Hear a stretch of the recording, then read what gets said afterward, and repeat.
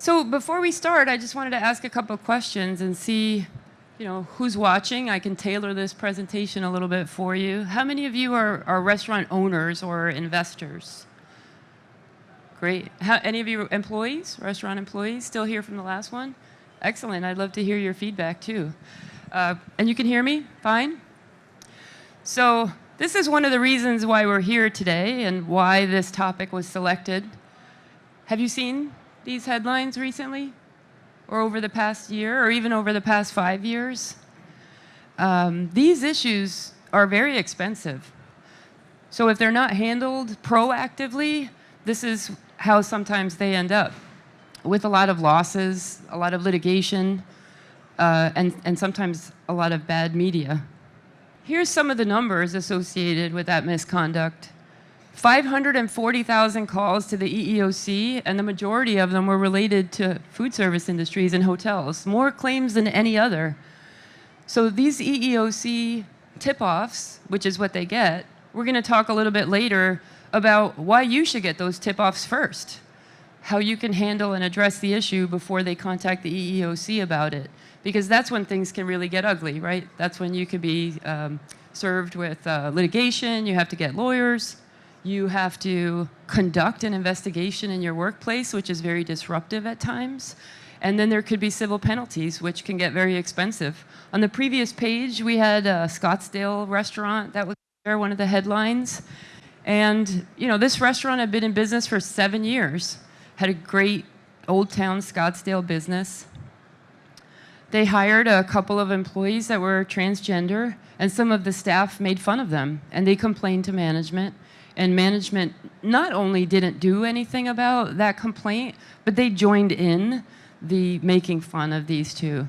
So they complained to the EEOC. And a couple months later, that restaurant had to shut down. Between the cost of litigation, the public backlash, there was a lot of social media anger over this, and then a $100,000 civil money penalty by the EEOC. So these are the things that we're talking about today that we want to try to avoid. Fraud is another big issue. Has anyone ever had to deal with an allegation of theft or fraud in their restaurants? It's a pretty common issue. Some of the surveys, $807,000 is the average loss for small businesses.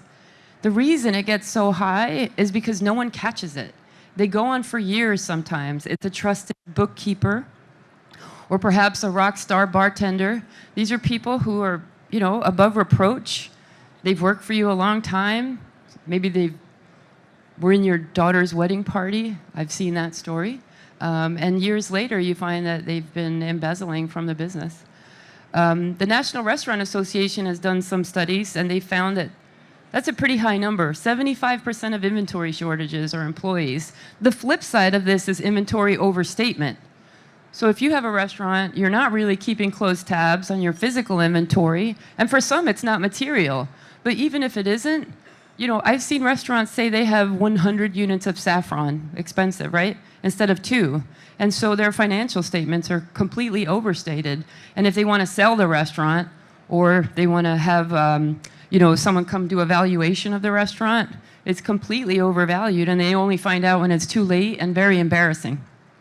So that's something to keep an eye on. If you don't look at the inventory yourself or have someone outside of the function look at it, like maybe a bookkeeper or somebody in accounting, together with the kitchen staff, there can be room for things like that. And one of the ways that people find out most about this wrongdoing is employee tip-offs. So if anyone's worked in the business, I think you kind of know what everybody else is doing most of the time, right? We all say we're like a family in a restaurant. We're all together all the time, long hours, weekends, holidays, nights. So a lot of people know, but they're afraid to tell you. So that's what we're going to talk about now. If I can get this to go. Here are just some figures. One of the statistics that's been widely accepted is that 5% of your revenues are going to be lost to fraud. So these numbers only represent the hospitality industry. $799 billion were 2017 revenues in the US for the restaurant industry. That's almost $40 billion lost to fraud. Now, I've seen articles where people say, wow, I really want to spend 5% of my revenues on marketing. I can't find the money. Or I need to find 2% of my revenues to pay for pest control or extra cleaning, or maybe my utilities went up, or maybe there was a minimum wage hike, or I have to pay for sick pay now. So if 5% of it is being lost to fraud, this is really just money left on the table, pun intended. We talked about tip-offs, and so how can you get your employees to want to report? And one of the bigger questions is, as I travel around, and as Jack mentioned, I've received more than 10,000 whistleblower reports in my career, and they span 75 different countries. So I've seen the response from different cultures, from different managers, and the biggest question really is, do you want to hear it? Do you want to know from your employees what they think? Do you want to know if there's wrongdoing? Because I have to say, there's a lot of people that take the ostrich approach. They just don't want to know. If you say, you know, hey, would you want your employees to tell you if they're being harassed at work? No. Because if I don't know, then I don't have to do anything about it. But sadly, these are the folks that, when the EEOC comes knocking, they say, I didn't know. Well, you were supposed to know. This is your business. It's your obligation to provide a professional environment for your employees. And if you're a silent investor or somebody who, you know, isn't at the restaurant all the time, how do you know what's going on if your employees don't tell you? Do you rely solely on your managers? There was a business ethics survey that 6 out of 10 of issues involved management. I'm not sure if you all heard about a week ago, there was a Wendy's that was in the news for the manager and some employees conducting a meth ring out of the restaurant. And the other employees told the police, I really wanted to report this. I really wanted to tell the franchise owner, but my boss was the one involved. Who am I going to tell? I can't tell my boss. So these are some of the things that people struggle with and why they're deterred from reporting directly to supervisors. They're afraid they might lose their job. They're afraid they might have bad schedules. They could go from working Friday and Saturday night at the bar to Monday and Tuesday lunch. So some people can afford that. Some people want to take the risk. They're very vocal. They'll go right up to you and tell you, hey, I think this is going on. But many others aren't. So one of the things that we talk about is providing different channels for people to tell you what's going on. Maybe they're comfortable coming to you directly. So you can tell them, how many of you offer a code of conduct? Anyone have your employees sign code of conduct? You can spell it out for them right there. This is what I would like you to do if you witness misconduct, theft, fraud, or any wrongdoing. I want you to tell me. I want to know. That's very powerful words. If you don't want to tell me, if you're afraid to tell me, you can have a suggestion box, or you could have a hotline. They can report anonymously. So if you spell it out for them, how is it you want them to report, you'll get those reports. It's interesting. Everyone familiar with Warren Buffett? He's a huge proponent of hotlines. And there's some pretty funny articles he's written about them, like, I love hotlines, bad breath complaints and all. Because there are some kind of trivial things that might be reported, some nitpicky things that people say, you know, I have to work next to somebody that doesn't shower often, things like that. But in those reports, you can get some that save you a lot of money. So there's a CNBC interview that he does about that. I would ask you all to see it if you have time. You should also tell your employees what you want reported. There could be a number of different things, but you really want to know if someone feels like they're being discriminated against, if someone feels like they're being bullied or harassed, if there is some sort of financial fraud. One of the difficulties of running a small business is the trust that you have to place in the people that do some of the work for you while you're busy out taking care of your guests or cooking food, right? You have a bookkeeper, and they just do their thing. And you worry about the front of the house and the back of the house, and they're in the office. But sometimes when there's no segregation of duties, they're the only ones that are looking over, they're collecting money, they're depositing money. If you just Google bookkeeper plus embezzlement, the list is endless. So these are things that you really have to keep an eye out for. And other people may notice something. And sometimes they might not notice the actual activity, but they'll notice change in lifestyle. So they might say, hey, you know what? This person, pretty sure, makes X amount of money a year, and they were driving this kind of car yesterday. But now today, they told me, they went to Las Vegas last week, and they gambled a lot, and they just bought a new Maserati. How is that possible? Something's weird here. So you can be very cautious to tell your employees that they don't have to be sure when they report to you. But it's important. If they suspect something, why not report it? Especially if it's anonymous. It gives you a chance to check things out, maybe open your eyes a little more, or maybe implement some more internal controls that you don't already have in place. That can help. Bribery and kickbacks is interesting. I know that sounds very daunting, but think about perhaps the liquor order. You might go in the storeroom and say, why do I have 100 bottles of champagne? We never sell champagne. So sometimes there could be issues, and vendors, no offense, today I think there's a lot of attention drawn to it, so there are a lot of controls and a lot of policies around it. But it can happen where people may not get the best deal for you, the restaurant owner, because they're worried about the best deal that they're getting from that vendor. So that's something that if someone notices, they can report to you as well. Data privacy has also become a big issue in food service. Is somebody noticing one of your food servers writing down credit card numbers? Is there identity theft? Are you going to be, on Yelp the following week saying, I used my credit card at X restaurant and now my identity was stolen? So that's something that can be reported. Conflicts of interest. These are interesting to get in front of, and certainly something you want to talk about at your employee trainings, because sometimes they're great. There's no issue with, for example, a general manager whose spouse runs a uniform company, and maybe they want to buy their uniforms from that spouse. But did you make sure that the process they went through to select that vendor was the same as you would for any other vendor? Or did they simply get that account just because they're the GM's spouse? These are the conflicts of interest that you want to look out for and have very strict policies in place that show this is exactly how I want you to select a vendor. Whether it be picking through 3 of them and evaluating them and selecting the best one, or whether they just want to clear it and say, hey, Mr. or Ms. Restaurant owner, I have this issue. I want to buy it from my cousin or my daughter.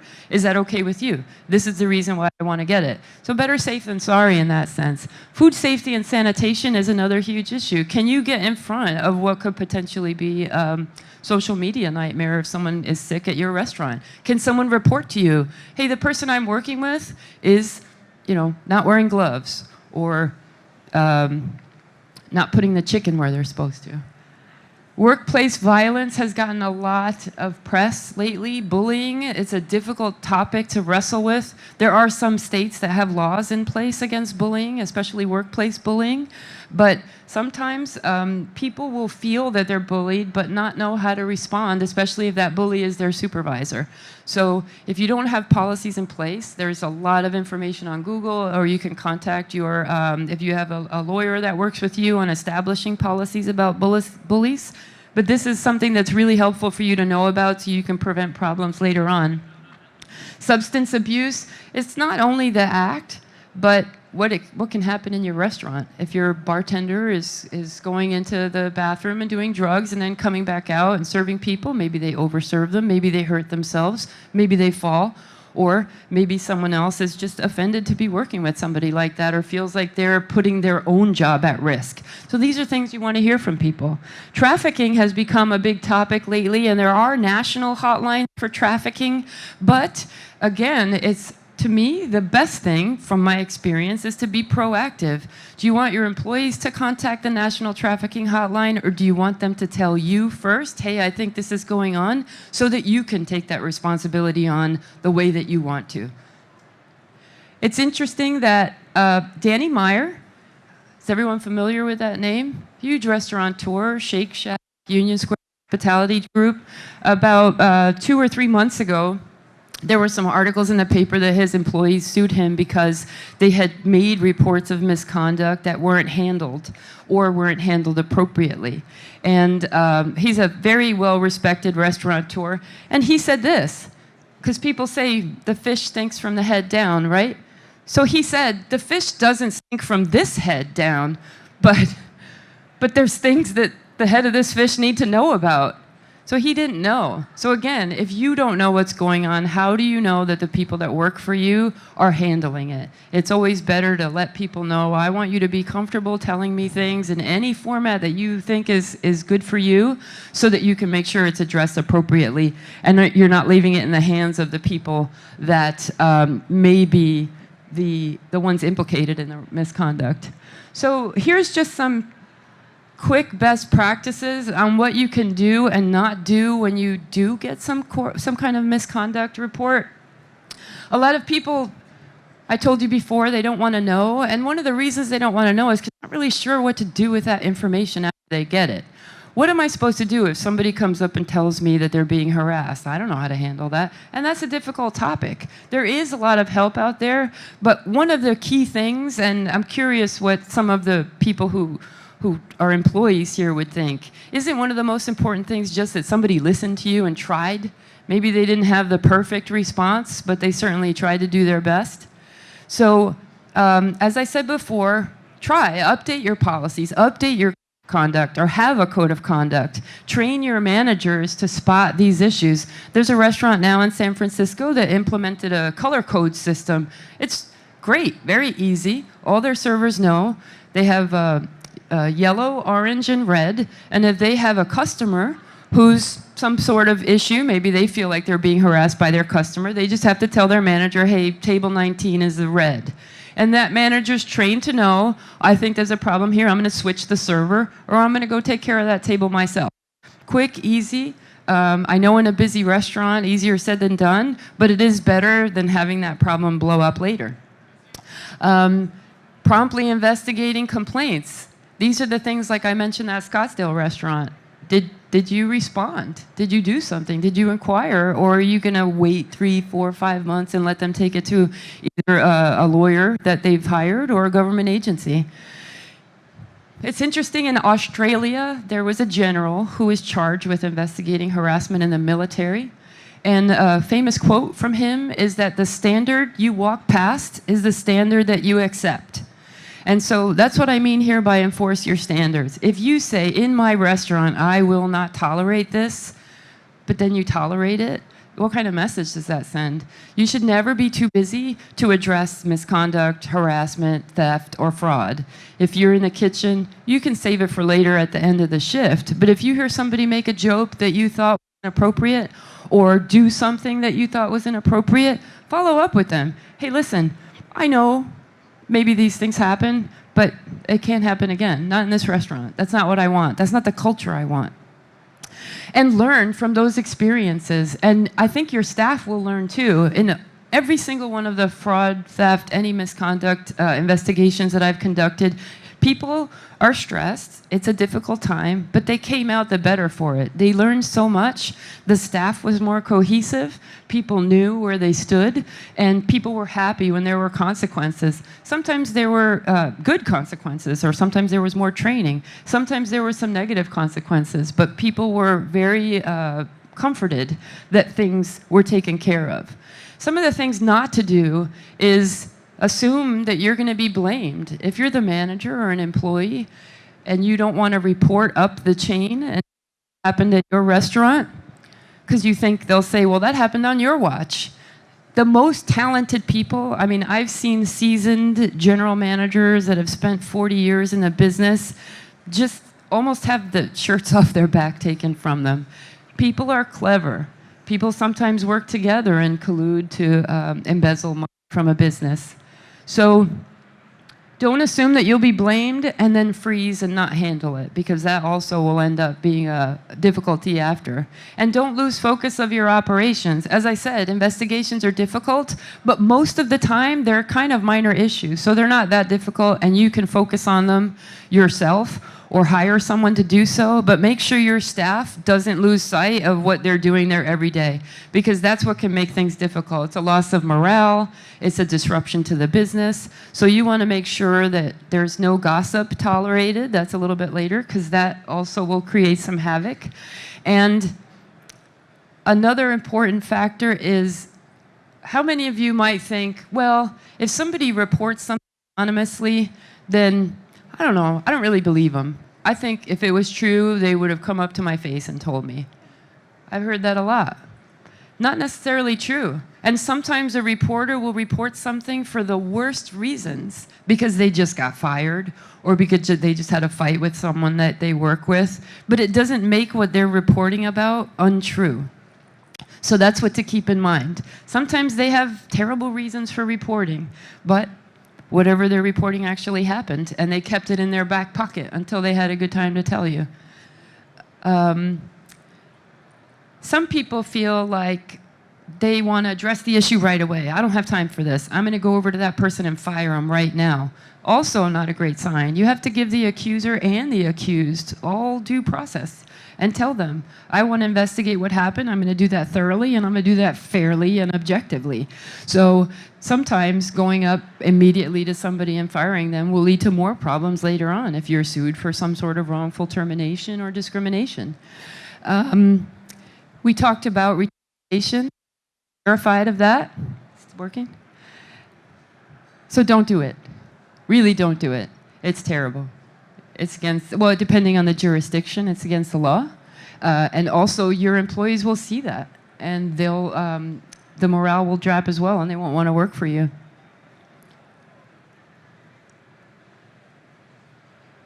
Some other best practices, as I mentioned before, is watching out not just for your other employees, but for your guests.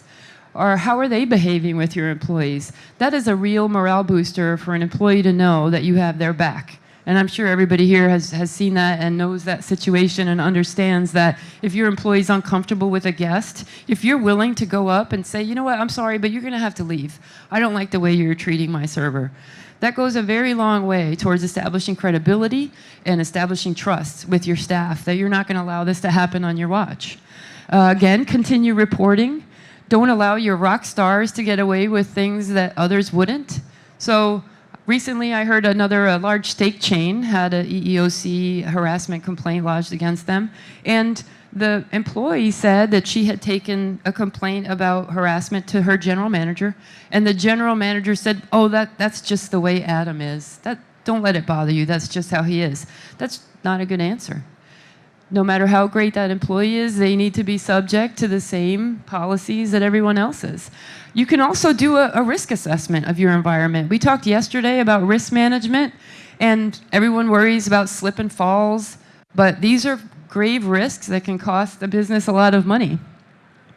How is the culture that we just talked about? Take an assessment of that. What do people think you expect of them? Do you allow shift drinks? Do you have a fraternization policy? Are you okay with the staff staying after hours, 2, 3 in the morning, open bar? What are the things that can happen if you do allow that? And spend some time developing some controls that we talked about earlier to prevent fraud. Check your inventory. Make sure that people who have sole responsibility for cash, for example, or for any kind of bookkeeping, that somebody's overseeing what they're doing. Check your bank statements. That's a huge one. Check who's getting checks. That's a significant amount of small business embezzlement is improper credit card expenses, people paying for their own personal expenses with a company card, or checks that they write out to themselves and then they tell you it's for a vendor.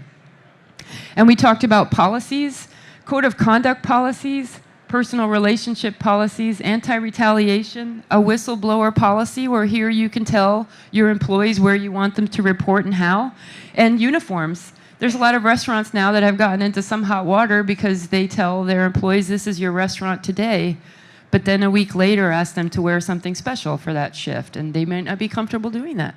So how is your policy? Do you tell them that ahead of time? We might have certain days where we wear certain uniforms. And I think we're there. Can I answer any questions for you? We have a booth here as well. It's 946, and I'm happy to answer questions from there.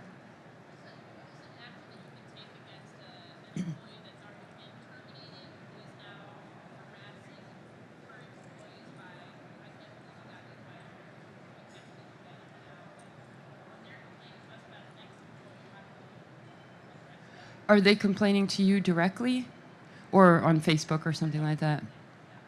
So the question was, if someone was terminated, but now they're harassing a current employee about being terminated, that's an interesting one because they're no longer your employee. So you really don't have any, I don't want to say rights, but you really have no recourse on what you can do with them.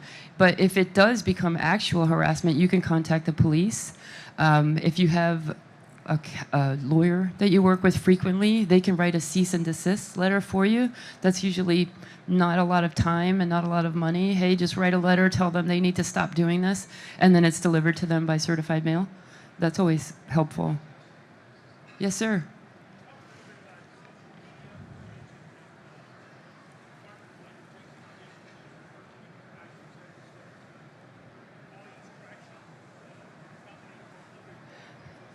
Yeah, the question is about trashing your company on social media. There is a lot of cases that have been heard about that, and they're all over the place. It really depends. Interestingly, one employee recently used some very foul language in social media to trash his manager, but the government agency that investigated and the judge found that they allowed him to use that language in the restaurant all the time. So they said, that's how he was, and you tolerated it in the restaurant, so you can't not tolerate it on his Facebook page. That's, if you like, get your card, I'll email you the link to that court docket. It was fascinating. And that's a tough one, right? So these are the things that people will judge you on. What is it you allow? Because then when it does actually happen and you say, well, I didn't want that, they will say, well, why did you allow it all of this time? The other important thing about social media is on onboarding. When you go through that code of conduct, have a social media policy. You can't discuss a celebrity at your table, for example. You can't. Some people go so far as to say you can't say where you work on your Facebook page. I don't want you posting our company name. It really depends on what your preferences are and what you think your employees will accept. But you can demand, hey, I don't want you to talk about when they're onboarded, I don't want you to talk about our business on Facebook in a negative fashion. And they agree to it. So if they'd agree to that policy, then you do have some recourse after. Does that answer? Anyone else? All right, thank you for your time. And like I said, any questions, we're over at 946.